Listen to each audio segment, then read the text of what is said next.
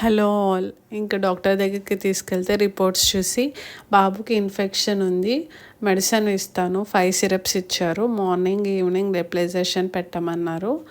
అలా 3 విజిట్కి వెళ్ళాము, 3 days gap ఇచ్చి. థర్డ్ విజిట్లో అడ్మిట్ చేయగలుగుతారా అంటే మాకు ఆప్షన్ కాదు, వేరే ఆప్షన్ ఏమైనా ఉంటే చెప్పండి, ఎందుకంటే కన్నయ్య కూడా ఉన్నాడు కదా, హాస్పిటల్ ఇల్లు కష్టమైపోతుంది అని చెప్పాము.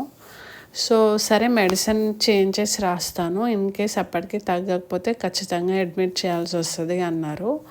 సరే అనుకున్నాం. మేము చేసిన మిస్టేక్ ఏంటంటే ఇక్కడ ఏడుస్తున్నాడని నెబులైజేషన్ పెట్టకుండా లైట్గా ఉంచేవాళ్ళము.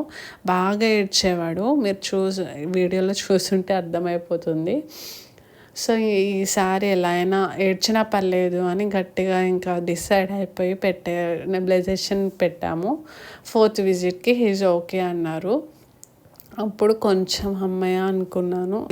న్యూ మామ్ అనే బుక్లో ఇదొక కొత్త పేజ్, ఎందుకంటే పిల్లలకి అంతగా బాగాలేకపోతే ఎలా హ్యాండిల్ చేయాలి ఏంటి అనేది ఇది ఒక లెసన్.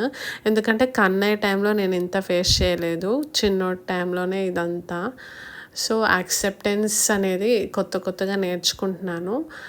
ఇలా స్ట్రెస్గా కాకుండా, స్ట్రెస్ ఉంటుంది ఆబ్వియస్లీ, ఉండదు అనట్లేదు. మెయిన్గా మనం ఈ టైంలోనే స్ట్రాంగ్గా ఉండాలి, యాక్టివ్గా ఉండాలి, హెల్తీగా ఉండాలి. మనం డీలా పడిపోతే పిల్లలు అస్సలు రికవర్ అవ్వరు. స్టార్టింగ్లో నేను చేసిన మిస్టేక్ అదే, నేను డీలా పడిపోయాను ఇదేంటి అని. సో యాక్టివ్గా ఉండి ఏ హస్బెండ్కి కూడా మన బాధ చూపించుకోకుండా ఉంటే వాళ్ళు డ్యూటీస్ దగ్గర, జాబ్స్ దగ్గర యాక్టివ్గా ఉంటారు. సో ఇది నేను నేర్చుకున్న లెసన్, మీతో షేర్ చేసుకున్నాను. Thank you for watching.